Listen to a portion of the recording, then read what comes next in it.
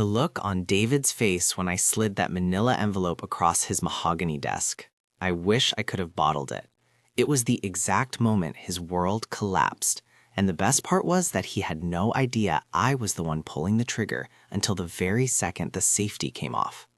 20 years of me building an empire with grease under my fingernails, and my son-in-law never once considered that the man he called a glorified handyman might actually own the ground he was standing on.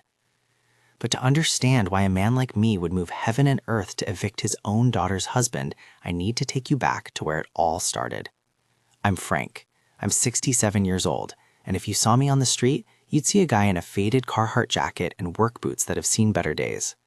I spent 42 years building Green's Mechanical. I started with one beat-up van and a set of wrenches, crawling through crawl spaces and sweltering in attics to fix air conditioning units when the temperature hit triple digits. I worked 80-hour weeks while my peers were golfing. I missed birthdays, I missed dinners, and I put every cent I didn't need for the mortgage back into the business or into local real estate. By the time I retired and handed the reins of the mechanical company to my nephew, I owned 3 shopping centers, 2 apartment complexes, and the crown jewel of my portfolio, the Mercer Professional Building, a 6-story glass and steel beauty in the heart of the downtown legal district. I never bragged about it. I don't drive a European car, and I don't wear suits that cost more than a used truck. I like my life quiet. I like my dignity intact. My daughter, Chloe, was my world. I paid for the best private schools, the best colleges, and a wedding that cost more than my first 3 houses combined. I thought I'd raised her to value hard work, but when she met David, something changed. David is a lawyer, or at least he likes to tell people he is. He's a junior partner at a mid-size firm, the kind of guy who spends more time whitening his teeth than reading case files. The first time I met him, he looked at my calloused hands like they were contagious. He didn't see the man who had built a multi-million-dollar life from nothing. He saw a blue-collar worker who probably couldn't spell litigation. That should have been my wake-up call. I should have seen the way he smirked when I talked about a big boiler job I just finished. But I kept telling myself it was just a phase, that he was just young and ambitious. I wanted Chloe to be happy, so I kept my mouth shut. If that was all, I probably would have let it go. But as the years went by, the disrespect started to pile up like snow in a blizzard. It started small. We'd be at a family Sunday dinner, and David would start talking over me, explaining how the real world works in terms of the economy or taxes. He'd use these big 50-cent words to try and make me feel small. One night, about 6 months ago, we were at a high-end steakhouse for Chloe's birthday. I was paying, of course, though I didn't make a show of it. David was 3 martinis deep and decided to hold court. He started talking about a case he was working on involving a construction dispute. "You see, Frank," he said, leaning back and swirling his glass, "the problem with people in your bracket is a lack of vision. You're transactional. You fix a pipe, you get a check. There's no intellectual depth to it. It's honest work, I suppose, but it's essentially just manual labor with a higher price tag." I felt my wife Martha stiffen beside me. I just took a bite of my steak and chewed slowly. "It's the manual labor that keeps the lights on in this building, David," I said quietly. He laughed, a sharp, condescending sound. "Hardly. Intellectual capital is what drives this city. People like me manage the structures that people like you just inhabit.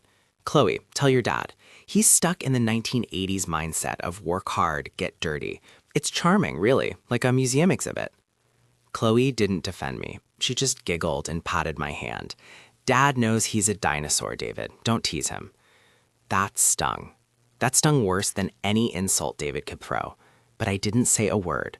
I just signaled the waiter for the check. That night, lying in bed, I realized they didn't see me as a father or a mentor. They saw me as a bank account with a toolbox. They saw my life's work as a simple job that required no brains. Something in me shifted that day. I didn't get angry. I got cold, and I started making calls. The escalation didn't stop at the dinner table. A few weeks later, I was over at their house, a house I'd provided the $200,000 down payment for as a wedding gift, helping Chloe fix a leaking water heater. I was on the floor, covered in a bit of sediment and rust, when David walked in with 2 of his colleagues from the firm. He didn't introduce me as his father-in-law. He didn't even use my name. He pointed at me and said to his friends, "See, this is why you always keep a good maintenance man on speed dial. They're like pack mules. Give them a wrench and some instructions and they'll work until the job's done." One of the other lawyers chuckled. "Does he give you a family discount, Dave?" David smirked. "He better. I provide the intellectual stimulation in this family. He just provides the plumbing." I stayed under that water heater for an extra minute, my jaw clenched so tight I thought my teeth might crock. I finished the job, packed my tools, and walked out the back door without saying goodbye. I drove straight to my office, the real office, the one in the back of a warehouse I still own, where I manage green properties. I pulled up the lease agreements for the Mercer Professional Building. I knew David's firm, Miller, Vance & Associates, was a tenant there. What David didn't know, what nobody in the family knew because I keep my business dealings under a series of LLCs, was that I had purchased the building 3 years ago through a holding company called Apex North Ventures. I looked at the lease.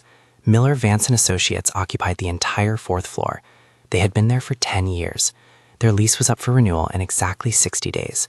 And there was a clause, a beautiful, standard, ironclad clause that allowed the landlord to decline renewal for any reason with 60 days' notice or to terminate for redevelopment purposes. I spent the next 2 months getting everything in order. I consulted with my own attorney, a man named Saul who's been with me since I was installing window units in trailer parks. Saul is the kind of lawyer David dreams of being, quiet, lethal, and devastatingly thorough. "You're sure about this, Frank?" Saul asked me, leaning back in his chair. "It's a big tenant. That's a lot of empty square footage to fill." "I don't care about the money, Saul," I told him. "I've got plenty of money. What I don't have is the patience to be mocked by a man who pays his rent to me without even knowing it. I want them out, and I want David to know why." They had no idea what was coming. None of them did. David even had the audacity to call me the week before I moved, asking if I could come over and take a look at his backyard irrigation system because he didn't want to pay a professional. I told him I was busy. He actually had the nerve to huff and say, "Well, I thought you enjoyed this kind of thing. It's not like you're busy reading briefs." The day of the reckoning was a Tuesday. I didn't wear my work clothes. I put on the one charcoal suit I own, the one I wear to weddings and funerals. I drove my old truck, but I parked it right in the owner spot in the basement of the Mercer building. I took the elevator to the 4th floor. When I walked into the lobby of Miller, Vance & Associates, the receptionist looked at me with a confused frown. She'd seen me before, usually in my work clothes fixing a thermostat. "Oh, hello," she said, her voice dripping with that "oh, you poor thing" tone. "The maintenance closet is down the hall. Did someone call about a leak?" "I'm here to see Mr. Miller and Mr. Vance," I said calmly, "and I'd like David to be present." "Do you have an appointment? They're very busy men, Frank. They're in a partner meeting." "Tell them the landlord is here," I said. She laughed. "The landlord? The landlord is a corporation in Delaware, Frank. Now, if you have a repair order..." I leaned over her desk and placed my business card on the counter. It didn't say Green's Mechanical. It said Frank Green, Managing Director, Apex North Ventures.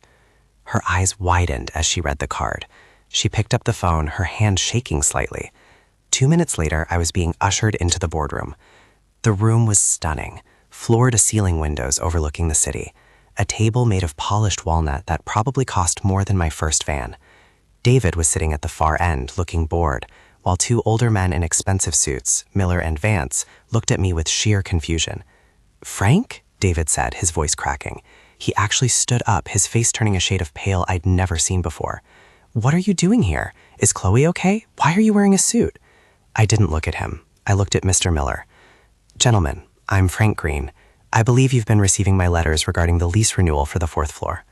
Miller stood up, extending a hand. "Mr. Green? We've been trying to reach your office for weeks to finalize the extension. We were told you were unavailable." "I was busy with my simple blue-collar job," I said, finally cutting my eyes toward David. David's jaw literally dropped. He looked like he'd been hit with a taser. You own the Mercer building?" "I own this building, the 2 across the street, and the parking garage your Porsche is currently parked in, David," I said, my voice as calm as a summer morning. The simple work of a pack mule paid for every brick in this place. The silence in the room was heavy. You could hear the hum of the HVAC system, my system, running in the ceiling. "Now about that lease," I continued, sliding the manila envelope across the table toward Mr. Miller. "I've decided not to renew. In fact, under Section 14.2 of your agreement, I'm exercising the landlord's right to terminate for building-wide utility modernization. You have 30 days to vacate the premises." Mr. Vance slammed his hand on the table. 30 days? That's impossible. We have a dozen active trials. We can't move a firm this size in a month. "The contract you signed, which I'm sure David here intellectually vetted for you, is quite clear," I said. 30 days. I've already signed a new lease with the medical imaging group. They need the whole floor. They appreciate the manual labor that goes into keeping a facility like this running. Miller turned on David, his face turning a dark, dangerous purple. David, you told us the landlord was some silent investor you had a handle on. You told us we were secure here. David was stammering, his hands fluttering like trapped birds. I didn't know. Frank, you can't do this. This is my career. If the firm loses this office because of me, I'm finished. Think about Chloe. I stood up and straightened my jacket. I am thinking about Chloe, David. I'm thinking about the fact that she deserves to be with a man who respects the work that built her life. You see, I'm just a transactional guy. You treated me like a servant in my own house while I was providing the roof over your head at work. That's a bad transaction. I walked toward the door, then stopped and turned back. Oh, and David, don't worry about the irrigation system at your house. I'm sure you can find a pack mule to fix it. Just make sure you pay him. Intellectual capital doesn't seem to be worth much when your pipes are bursting. The walk to the elevator was the most peaceful 30 seconds of my life. I could hear the shouting start behind the closed doors of the boardroom. Miller and Vance were not happy men. The aftermath was a whirlwind. Chloe called me screaming, then crying, then begging. She told me I was ruining her life, that David was going to be demoted or fired. I told her that I'd be happy to help her find a new place to live if things got tight, but that David would never see another dime of my simple money. It took them 6 weeks to move. They ended up in a cramped, windowless office 3 miles out of the district. David's intellectual reputation took a hit he'll never recover from. The partners know he's the reason they lost their prime location, and in that world, being the reason for a massive, expensive headache is a death sentence for a career. As for me, I'm back in my work boots today. I'm helping my nephew install a new chiller unit at one of my warehouses. My hands are dirty, my back aches a little, and I couldn't be happier. Chloe comes by for dinner on Sundays now. David doesn't come. He stays home, probably reading his law books and wondering how a dinosaur managed to outmaneuver him without ever raising his voice. My daughter is quieter now. She looks at my calloused hands differently. She doesn't giggle when people talk about hard work. It's funny how a little bit of reality can clear up someone's vision. I'm a patient man, and I'm a fair man. But I'm also the man who built the world they were just playing in, and it feels good to finally be respected in my own house. My son-in-law calls me sir now when he asks to speak to me. Funny how that works.